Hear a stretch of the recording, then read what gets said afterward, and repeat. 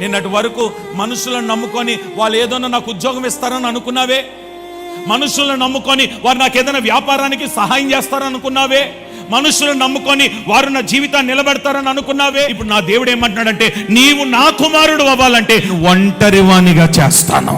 నీకు దేవుడు ఒంటరితనం కలగ చేయడం గల కారణం ఏంటంటే, నీ మీద కోపం కాదు, నీకు ట్రైనింగ్ ఇవ్వాలని, నీకు శిక్షణ ఇవ్వాలని.